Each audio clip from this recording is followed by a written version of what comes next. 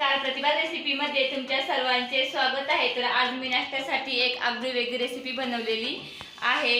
नको वडापाव आणि समोसा तर आपण नेहमीच खातो। आज थोडासा वेळ होता, म्हटलं चला संध्याकाळच्या नाश्त्यासाठी आपण चटपट आणि चटकदार असा स्नॅक बनवूया, अगदी सर्वांनाच आवडेल असा।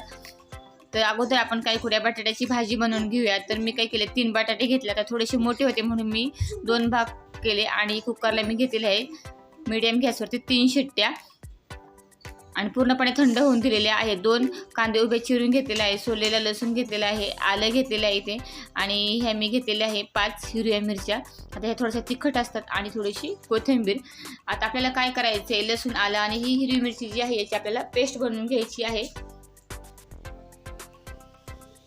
तर चला आता बटाट्याची आपण भाजी बनवून घेऊया। कढई गरम झाली की त्याच्यामध्ये आपण टाकूया एक साधारण मी 4 चमचे तेल घेतलेलं आहे, 1 चमचा ओवा आणि भाजीला छान खमंग असा वास येण्यासाठी घातलेला आहे आपण धने वापरलेले आहे। यामुळे भाजीची टेस्ट एकदम छान लागते, अगदी बाहेर आपण वडापाव किंवा समोसा खातो अगदी तशीच चटणी बटाट्याची होती। आता हा उभा चिरून घेतलेला कांदा जो आहे तो कुस करून आपण टाकूया आणि त्याला काय करायचं, आपल्याला फक्त लालसर रंग येईपर्यंत परतून घ्यायचा आहे। आणि आपण जी आता हिरवी मिरची आलं आणि लसूणची जी पेस्ट करून घेतली होती ती आपण कांदा छान असा लालसर परतून घेतला की मग त्याच्यामध्ये टाकून पुन्हा परतून घेऊया। पण त्या अगोदर आपण हा जो कांदा आहे ना तो मी परतून घेते। तुम्हाला वाटलं तर तुम्ही कांदा बारीकसुद्धा चिरू शकता, पण मला असं आवडतं म्हणून मी असं थोडासा लांबट चिरलेला आहे। थोडीशी मी मोहरी टाकलेली आहे। तर चला बघा कांदा छान असा परतून घेते आता मी। तरी बघा कांदा असा छान हलकासा ब्राऊन कलर येईपर्यंत परतून झाला की आता आपल्याला याच्यामध्ये टाकायची आहे जी आपण आलं लसूण आणि हिरवी मिरचीची पेस्ट करून घेतलेली आहे। मिरची बारीक चिरून टाकण्यापेक्षा तुम्ही अशा पद्धतीने मिरची आलं लसूणची पेस्ट बनवून टाका, बटाट्याच्या भाजीला छान अशी चव येते। आणि अर्धा चमचा आपण टाकलेली आहे हळद पावडर। आता हे मिक्स करून घेऊया, छान असं परतून घेऊया। आता हा मसाला परतला की छान असा त्याचा वास सुटतो, मस्त आपण धण्याची पण फोडणी दिलेली आहे त्यामुळे छान असा वास सुटतो बटाट्याच्या भाजीला पण ह्या छान फोडणीचा। तर चालेल बघा आता हे परतून घेतलेलं आहे छान असं। आता आपल्याला काय करायचे आहे, हे उकडलेले बटाटे आहे चिरून टाकण्यापेक्षा असं हाताने स्मॅश करून टाका, कारण असं टाकलं की बटाटे व्यवस्थित मिक्स होतं। तुम्ही बटाटा वड्यासाठी किंवा समोसासाठी जर बटाट्याची भाजी बनवत असेल तर अशा पद्धतीने बटाटा कुस करून टाकायचा, म्हणजे भाजी काय होती व्यवस्थित आणि एकसारखी होते, अख्खा बटाटा त्यामध्ये राहत नाही, कारण असं केल्यामुळे बटाटा व्यवस्थित मिक्स होतं। आता हे आपण मिक्स करून घेऊया। आता टाकूया आपण चवीनुसार मीठ। आता चला हे मिक्स करून घेऊया।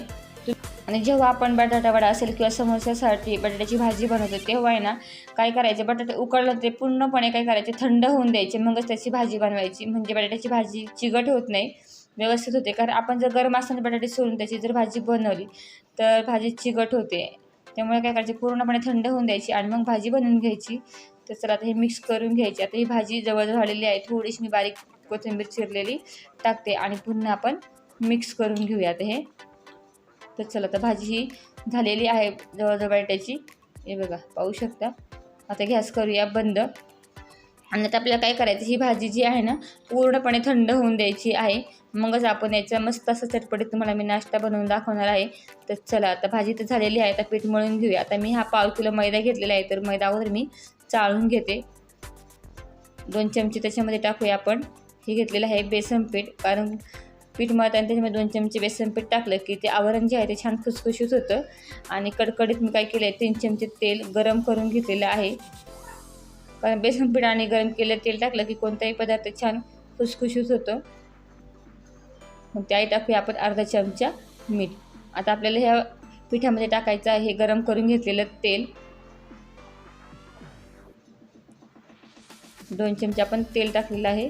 आता आपल्याला मळून घ्यायचं आहे, तर अगोदर आपण यांना व्यवस्थित हे मिक्स करून घेऊया, जेणेकरून जे आहे ना तेल पीठ वगैरे सगळं व्यवस्थित मिक्स झालं पाहिजे आणि मग आपण थोडं थोडं पाणी टाकून ते मळून घेणार आहे। तर हे बघा छान मिक्स झालेलं आहे, तर थोडं थोडं पाणी टाकून घट्ट आपल्याला मळून घ्यायचे। तर लागेल तसं आपण थोडं थोडं पाणी टाकूया आणि आता हे मिक्स करून घेऊया।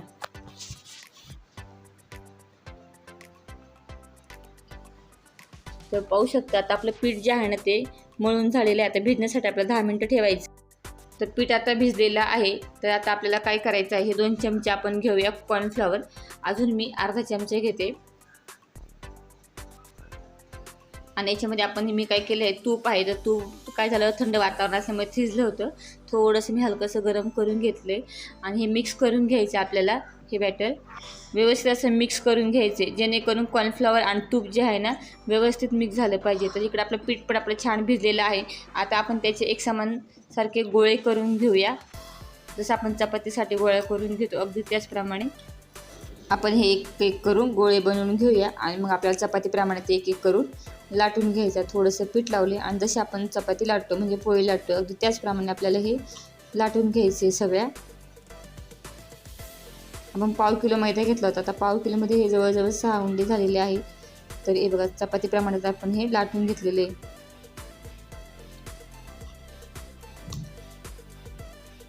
तर पाहू शकता तर लाटून झालेलं आहे. तर चला असंच करून आता आपण हे बाकीचे सगळे जे आहेत ना लाटून घेऊया.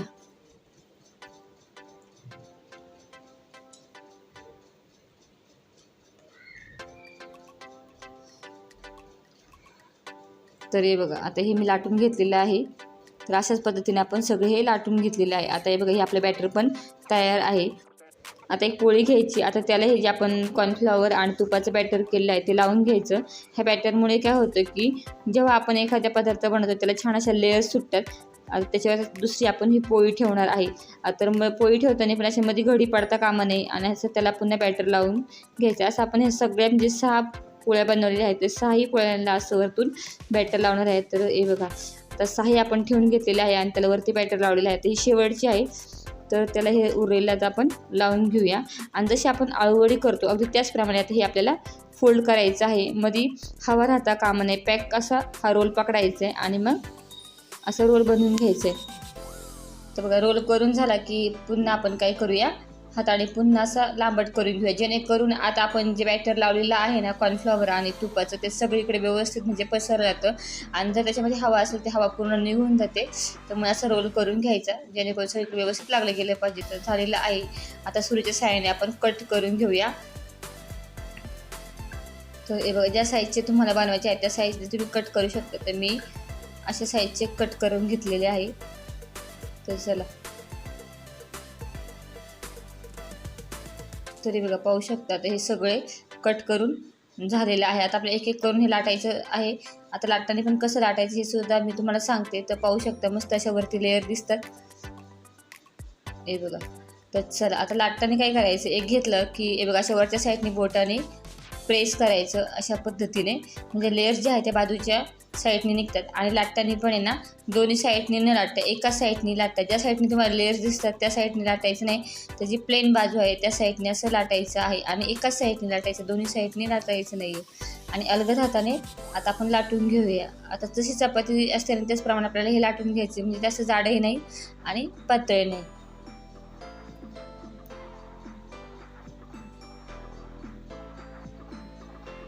तरी बघा आता बटाट्याची चटणी आपली तयार आहे आणि हे लाटून पण झालेलं आहे. आता आपण काय करू, मी चौकोनीमध्ये असं कापून घेतलेलं आहे. आता थोडी थोडी मी चटणी भरते. आता थोडीशी आता चटणी घेऊया आपण बटाट्याची टाकून आणि बघा असं फोल्ड करून घेऊया. आणि काही नाही फक्त हलक्या हाताने ह्या बाजूच्या कडा ज्या आहे अशा पद्धतीने प्रेस करून पॅक करून घ्यायच्या आहे.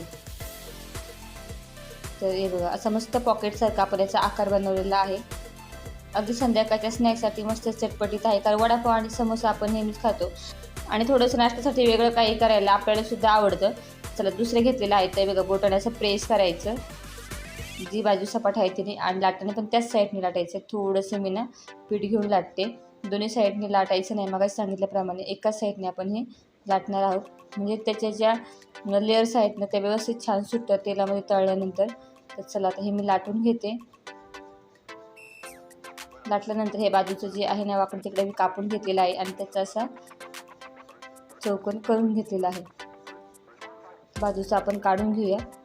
बटाट्याची थोडीशी चटणी टाकूया आणि फक्त आता मागची बाजू आपण ही अशी पकडून पलटी करायची. हे बघा असं. आणि ह्या बाजूच्या कडा ज्या आहेत ना त्या प्रेस करायच्या आहे. तर तुम्हाला जर वाटलं तर तुम्ही करंजीचा सुद्धा याला आकार देऊ शकता. आवडीचं कसं प्रत्येकाच्या आवडीनुसार असतं.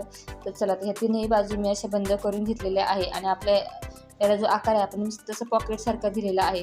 तर एक बनवून झालेला आहे. तर बघा दुसरा पण आता बनवून झालेला आहे. तर अशा पद्धतीने आपण सगळं एक एक करून बनवून घेऊया. एकदम साधी आणि सोपी पद्धत आहे, पण खायला मस्त चटकदार. कारण पावसाळा आहे, मग काहीतरी वेगळं खाऊशी सगळ्यांनाच वाटते. तर हे बघा आता सगळं आपलं बनवून घेतलेले आहे. आता आपल्याला हे फ्राय करून घ्यायचे आहे. तर चला एक एक करून आपण फ्राय करून घेऊया. तर तेल अगोदर गरम करून घ्यायचं आणि गॅस जो आहे ना तो स्लो करायचा. आता एक एक टाकू आपण आणि याचे तळून घेऊया. छान स्लो गॅसवरच तळायचं, म्हणजे काय होतं की त्याला लेअर सुटतात. तर चला आता हे एक एक करून छान आता तयार करून घेऊया, म्हणजे तळून घ्यायचं आपल्याला. तर पाहू शकता हे बघा, त्याला हळूहळू असं लेअर सुटायला लागतं. त्यामुळे तळताना ना स्लो गॅसवर तळायचे, म्हणजे छान त्याला लेअर सुटतात आणि हे ना मस्त खुसखुशीत होतात, त्यामुळे खायला पण छान लागतात. तर हे बघा छान असं लालसर होईपर्यंत आपण तळून घेणार आहे. आता हे जवळजवळ झालेलेच आहे. तर चला बघा मस्त झालेलं आहे आणि गरम गरम खायला पावसामध्ये तेही मस्त चटकदार लागतात. आता हे आपण काय करूया, काढून घेऊया, कारण हे मस्त झालेले आहे. दोन्ही पाहू शकता छान झाले आणि मस्त क्रिस्पी आणि खुसखुशीत आहेत. तर चला आता मी हे काढून घेते. अगदी पाहून तुमच्यासुद्धा तोंडाला पाणी आले असेल. तर हे फ्राय झालेले आहेत. तर अशा पद्धतीने आता आपण हे बाकीचे जे आहे ना ते सुद्धा फ्राय करून घेऊया आणि स्लोच गॅसवर फ्राय करून घेणार आहे. आणि ते जास्त करून ठेवण्यापेक्षा काय करायचं, जेवढे लागेल तेवढेच बनवायचे आणि तेवढे फ्राय करून खायचे, म्हणजे खायला गरम गरम असले की अजून छान लागतात आणि मस्त खुसखुशीत लागतात. तर चला आता हे फ्राय करून घेऊया. तर हे बघा पाहू शकता हे कसे मस्त फ्राय झाले आणि छान असे लेअरसुद्धा याला सुटलेले आहेत. तर चला बघा इकडे बघा हे सुद्धा मस्त असे फ्राय झालेले आहे.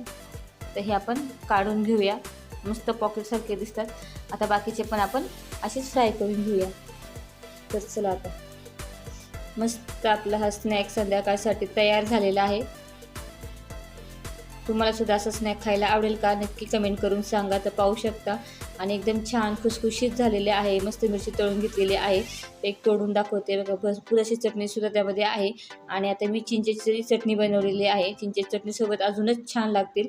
तर तुम्ही सुद्धा अशा पद्धतीने एकदा संध्याकाळच्या नाश्त्यासाठी हा स्नॅक बनवून पहा. एकदम छान आणि चटपटीत लागतो. सुट्टीच्या दिवशी तर आवर्जून एकदा नक्की ट्राय करा. करायला पण एकदम साधा आणि सोपा आहे. ते बघा मस्त झालेलं आहे. तर चला तुम्ही सुद्धा या अशा मस्त गरमागरम स्नॅक पार्टी करायला.